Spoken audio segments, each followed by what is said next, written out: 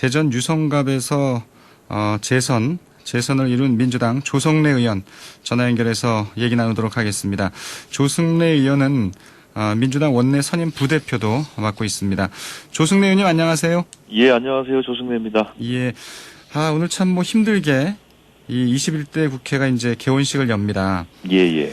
이게 이제 임기 시작 47일 만인데 역대 가장 늦은 지각이라고 하고요. 많이 좀 편치 않으실 것 같습니다. 그렇습니다. 예. 예. 지역구민들도 이런 얘기 많이 하시죠?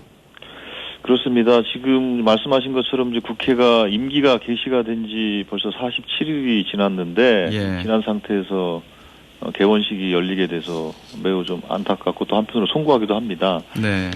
이렇게 늦게 개원식을 하는 것은 아마 87년도 현행 헌법이 만들어진 이후로 가장 늦은 이제 개원이라고 얘기가 좀 되는 것 같습니다. 예.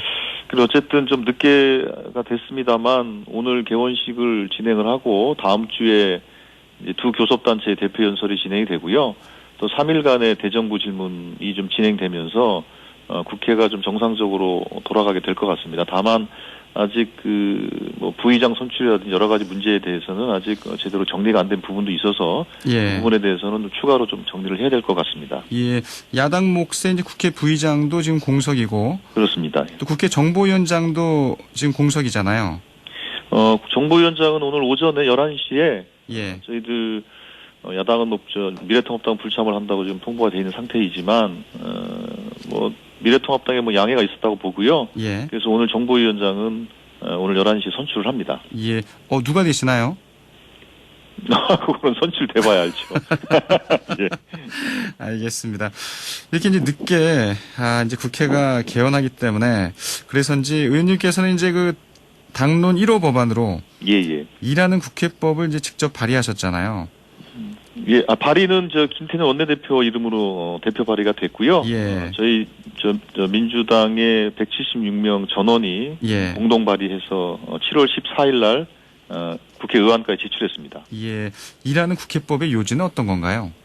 예, 저희 민주당은 한 2달 정도 일하는 국회 추진단을 만들어서 운영을 했었고요. 예.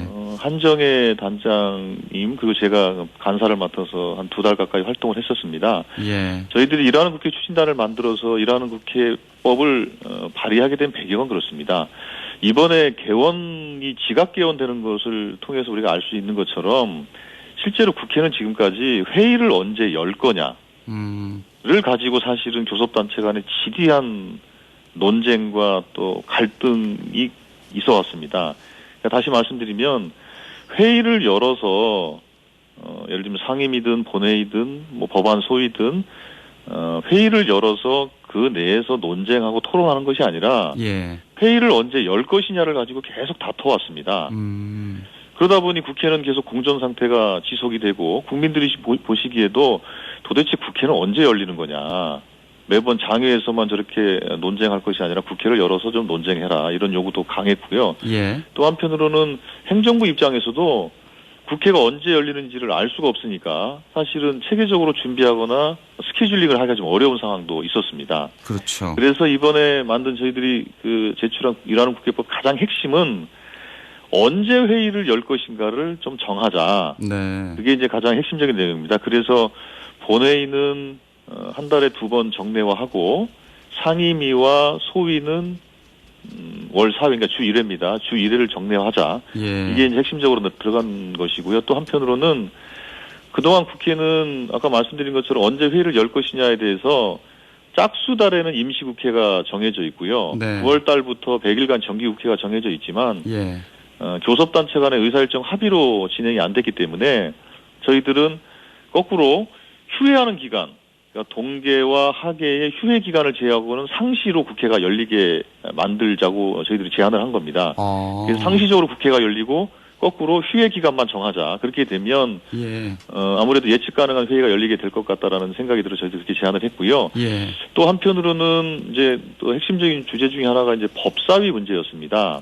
법사위가 아주 쟁점이죠. 그렇습니다. 아시겠지만 법사위에는 고유한 업무, 예를 들면 법원이라든지 검찰이라든지 하는 이런 고유의 업무가 있지만 또 한편으로는 체계작구 심사라는 법제 기능이 있습니다. 네. 근데 이 법제 기능을 통해 사실은 법사위가 국회 전체를 공전시키고 마비시켰던 그런 사실은 가장 큰 책임을 그 법사위가 또 졌던 부분도 있는 것 같습니다. 예.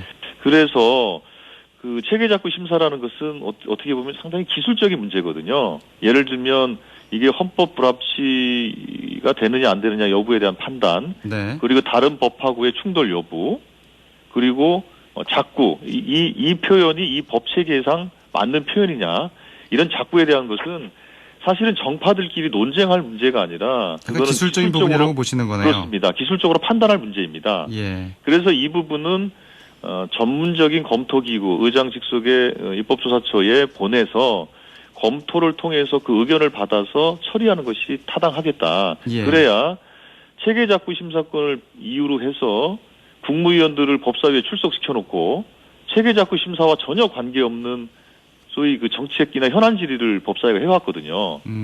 그런 나쁜 관행은 좀 끊어버려야 될 것 같고, 네. 그러면서 그 법사위가 오히려 그 법안이 통과된 하나의 절차이긴 합니다만 거기서 법안이 계속 발목 잡혀왔던 그런 사례도 많기 때문에 법사위의 체계작구 심사권을 전문 검토기구로 보내고 법사위는 사법위원회로 개편하는 것이 맞겠다 이런 것이 저희들의 제안이고요. 예. 또 하나만 말씀드리자면 그 국회의원들의 소위 행실과 관련해서 윤리위에 제소가 되는 건들이 간혹 있습니다. 있죠. 그런데 그게 실제로는 논의가 제대로 되지 않고 그냥 유야무야 되는 경우가 많아요. 네. 그래서 이 부분들을 좀 극복하기 위해서 윤리위원회를 상설화시켜야 된다는 제안들이 많이 있었습니다. 예. 근데 그걸 단독으로 상설하기에는 조금 어려워서 법사위를 법제 기능을 떼서 사법위원회를 개편한다면 윤리위원회를 사법위원회와 결합시켜서 윤리 사법위원회 혹은 네. 사법윤리위원회로 개편하는 것이 어떻겠냐라는 것이 저희들의 제안이고요. 또 한편으로는 윤리위의 의원들에 대한 제소가 있었을 경우에는 독립적인 윤리조사위원회가 구성이 돼서 네. 윤리조사위원회가 조사한 내용을 윤리사법위원회에 제시를 하고 그거에 대해서 의결하는, 그리고 의결을 고의적으로 해태할 경우에는 석 달이 지나면 반드시 그냥 본회의로 바로 자동으로 부의가 되는 이제 그런 구조를 만들어서 의원들의 좀 책임성을 좀 더 높여나가는 그런 내용을 좀 포함했고요. 네. 이런 내용을 다 포함해서 의원들이 의정활동을 좀 등한시할 경우에는 회의를 불출석하고 하는 부분에 대해서 공개하고 공표하는 것들도 정확하게 저희들이 하는 것으로 그렇게 해서 명실상부하게 일하는 국회를 만들기 위한 좀 제도를 좀 만들자 이런 것이 저희들의 제안입니다. 예.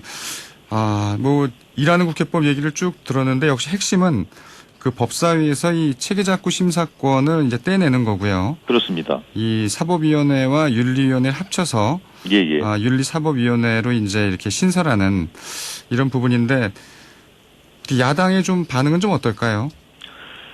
야당의 반응은 현재로서는 그게 국회를 무력화시키는 것이 아니냐, 국회의 이제 그 견제 기능, 수기 기능을 무력화시키는 것이 아니냐라는 이제 걱정들을 하고 계시는 것 같은데요. 예.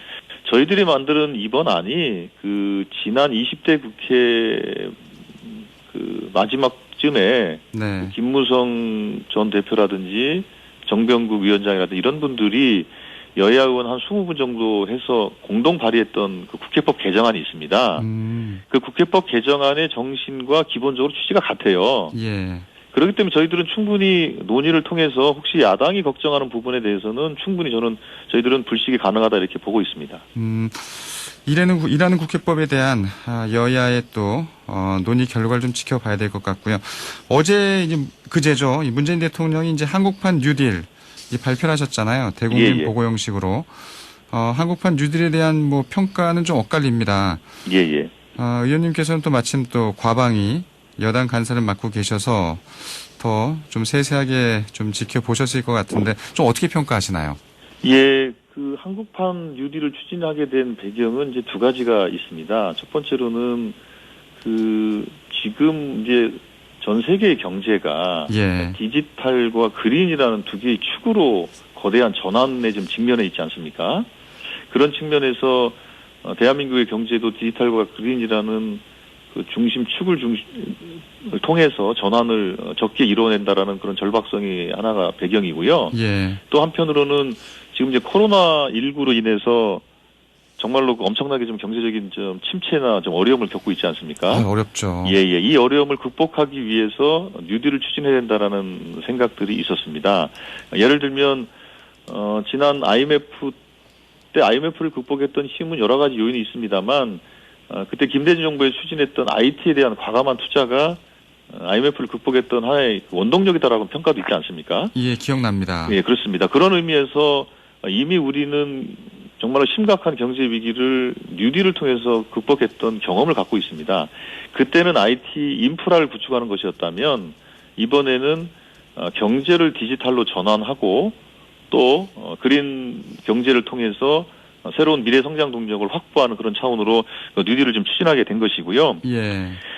그래서 말씀드린 것처럼 이제 그 디지털과 근이라는 크게 두 개의 이제 축으로 진행이 되는 것이고, 지금 현재 이번에 발표된 내용은 25년까지로 계획을 좀 잡고 있습니다. 네. 그래서 25년까지 총 사업비는 한 160조 정도가 투자가 되고요. 그 중에서 국비는 한 114조 정도가 되고 지방비가 좀 포함되어 있고 민간 투자가 한 20조 정도가 포함이 되어 있습니다. 예. 이걸 통해서 일자리를 한 190만 개 정도를 만들겠다는 것이고요.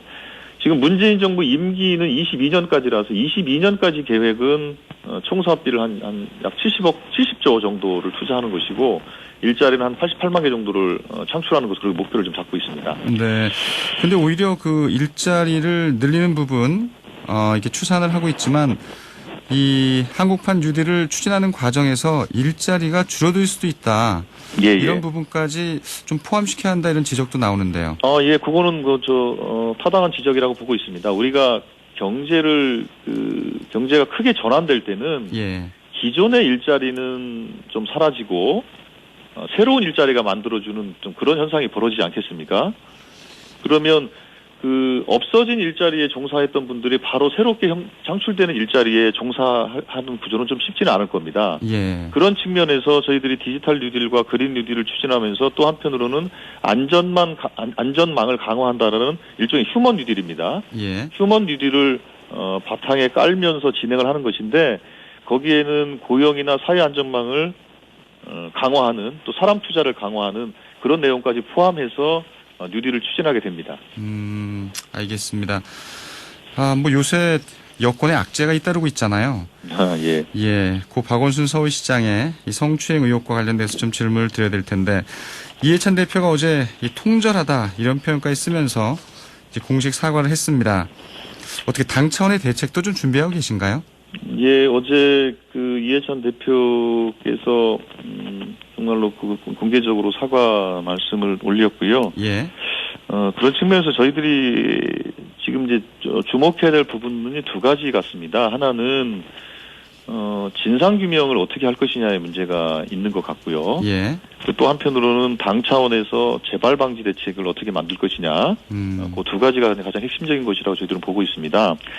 그런 의미에서 진상 규명은 당 차원에서 하는 것은 좀 한계가 있지 않느냐. 그래서 서울시 또 지금 인권위에서 지금 조사를 또 진행한다고 발표를 하지 않았습니까? 예, 국가인권위원회에서 조사에 착수했죠. 예, 그렇습니다. 그래서 서울시가 민관 합동으로 조사를 하고 또 인권위가 또 조사를 하고 또 지금 현재 그 박원순 시장의 그 사망에 이르기까지의 경과에 대해서 좀 경찰이 조금 지금 이제 수사를 하고 있는 상황 아니겠습니까? 예. 이런 상황들이 좀 종합적으로 좀 철저하게 좀 진행돼야 될 것이다라는 생각을 갖고 있고요.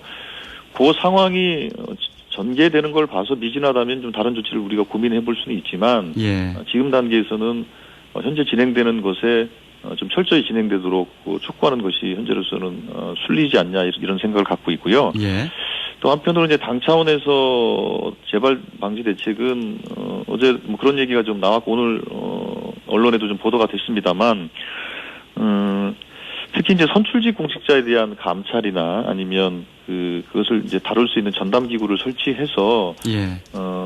내부에 이제 제보도 좀 받고 제보를 통해서 당 차원의 실태 조사를 할 수 있는 그런 기구들을 좀 만들기 위한 논의가 좀 시작이 됐다고 저는 알고 있고요. 예. 또 한편으로는 사실은 선출직 공직자를 포함해서 여전히 이제 성인지 감수성이 아직은 좀 많이 좀 부족한 것도 사실인 것 같습니다. 예. 그래서 성인지 감수성에 대한 교육도 보다 더 좀 강화하고 좀 철저하게 진행하는 등의 좀 노력이 좀 필요할 것 같고요.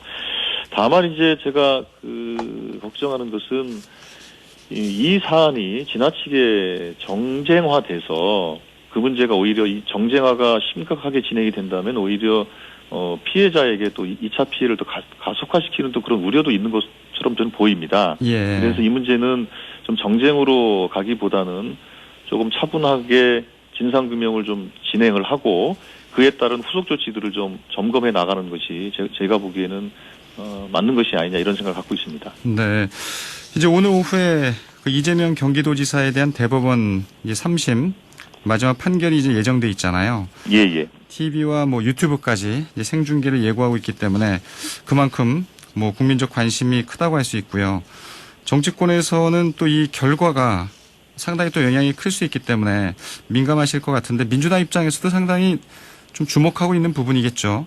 아무래도 오늘 그 판결은 뭐 저희 당뿐만 아니라 뭐 그 경기도민을 포함한 모든 국민들이 좀 관심 있게 지켜보실 것 같고요. 예.